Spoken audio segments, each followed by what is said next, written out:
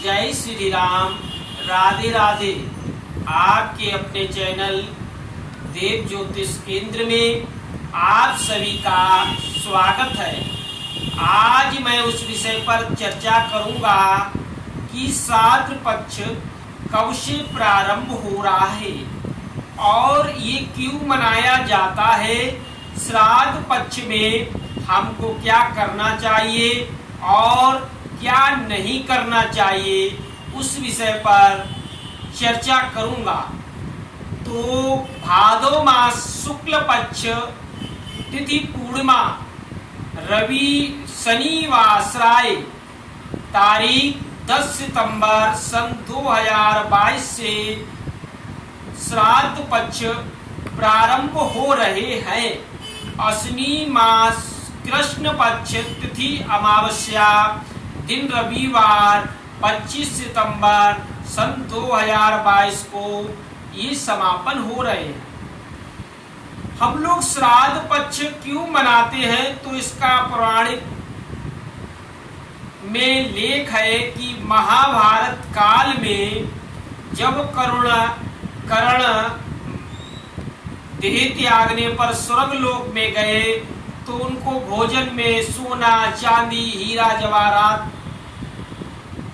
दिए गए।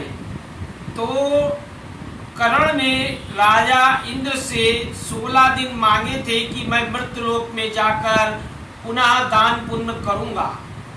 तो ये वही 16 दिन है। कर्ण पुनः मृतलोक में आते हैं, दान पुण्य भोजन अन्न वस्त्र समस्त वस्तुओं को दान कर पुनः स्वर्गलोक को चले जाते हैं। तो ये वही 16 दिन है।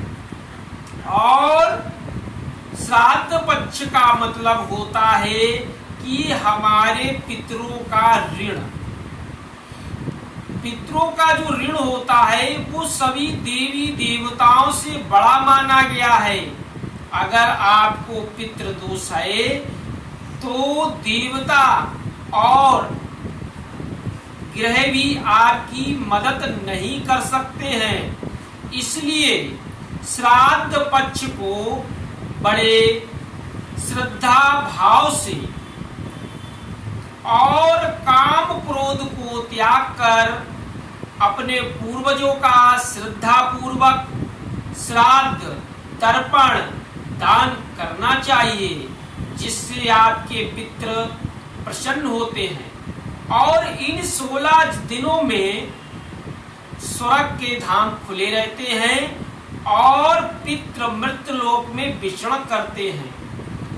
और इन 16 दिनों में किसी ना किसी रूप में पितृ हमारे पास आते हैं।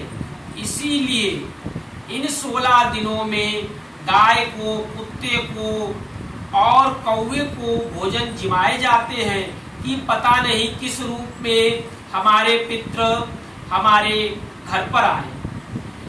और इन दिनों में ब्राह्मणों को भोजन, भूखों को भोजन श्रद्धा भाव सहित से कराना चाहिए और जलदान तर्पण करना चाहिए, जिससे पितृ आपके प्रसन्न होंगे।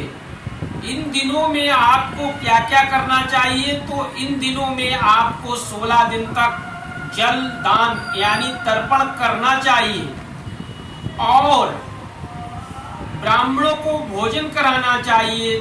जिस तिथि पर आपके पितरों ने देह को त्यागा है उसी तिथि पर अपने पितरों के प्रिय भोजन को बनवाकर ब्राह्मणों को भोजन कराना चाहिए। ब्राह्मणों को जो भोजन कराएं वो कांसे या पीतल की थाली में कराना चाहिए और श्रद्धा भाव से वस्त्र और ब्राह्मण को दक्षिणा देनी चाहिए। इन 16 दिनों में गाय का ग्रास, कौवे का ग्रास और कुत्ते का ग्रास निकालना चाहिए और इन दिनों में क्रोध नहीं करना चाहिए।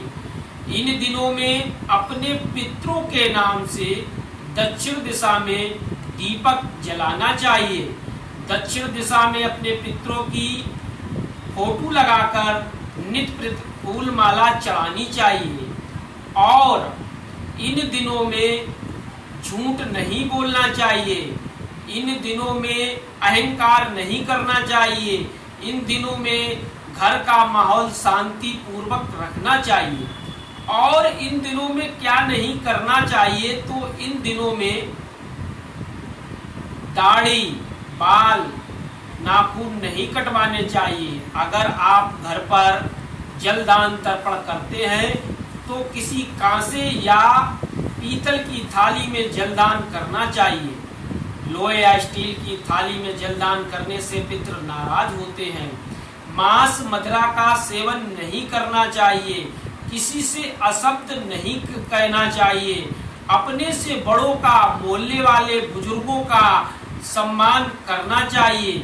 साबुन और तेल नहीं लगाना चाहिए। इन दिनों में झूठ नहीं बोलना चाहिए और पाप नहीं करना चाहिए। अहंकार और तामसी भोजन नहीं करना चाहिए। लहसुन प्याज भी नहीं खाना चाहिए।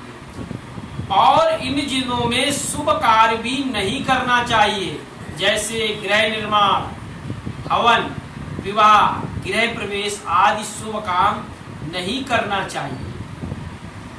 और जितना हो सके इन दिनों में सामर्थ्य अनुसार भूखों को भोजन, प्यासे को जल, सामर्थ्य अनुसार गरीबों को वस्त्र इत्यादि दान करना चाहिए।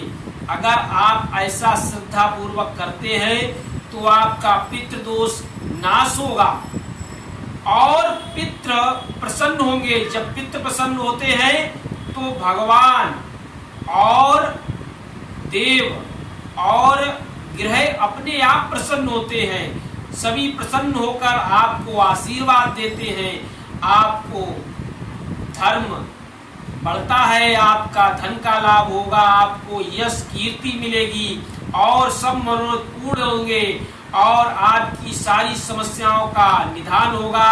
परिवार में सुख समृद्धि होगी अगर आप ऐसा पितर पक्ष और श्राद्धों में करते हैं। जय श्री राम। राधे राधे।